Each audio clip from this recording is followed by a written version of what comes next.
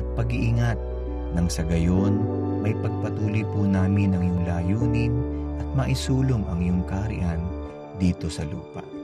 Pagpanibaguhin mo po ang aming lakas, kalusugan at sigla sa aming pagsunod sa iyo.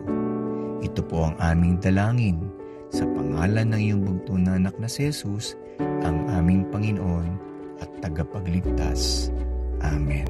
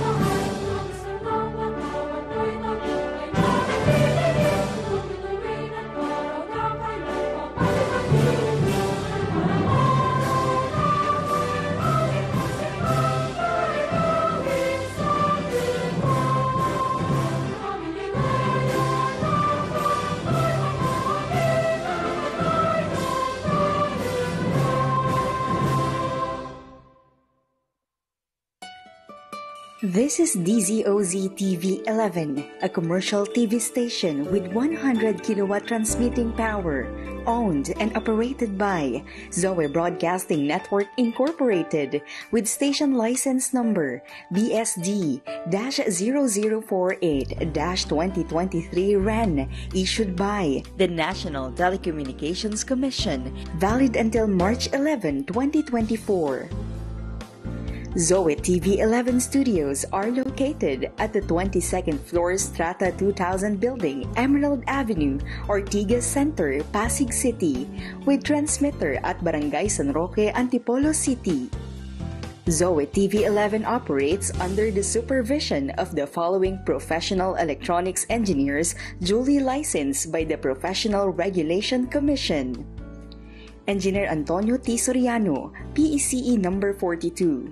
Engineer Vincent G. Ronquillo, PECE number 1199, and carried out by the following electronics and communications engineers and technicians duly licensed by the Professional Regulation Commission and National Telecommunications Commission.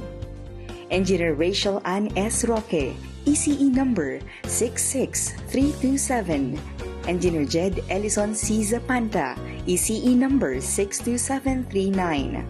Engineer Arwin Jed M. Macalinaw, ECE number 69288. Engineer James Stephen M. Fabros, ECE number 70940.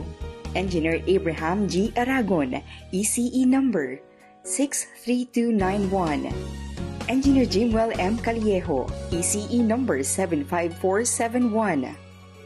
Charlie F. Perez, 06-1PHN-23257. Peter N. Basaliote, 06-1PNCR-23273. Gerard Lawrence Osandagon, 06-1PV-23313. Ramon C. Tantay, 94-1PNCR-12248. Noli A. Reforma, 95-1PNCR-13447. All programs telecast on this station have been approved by the Movie and Television Review and Classification Board, seen via satellite in 4 stations nationwide: DTV20 Cebu City, DTV20 Guimaras, DTV20 Cagayan de Oro City, DTV20 Davao City. This is Zoe TV 11, now signing off.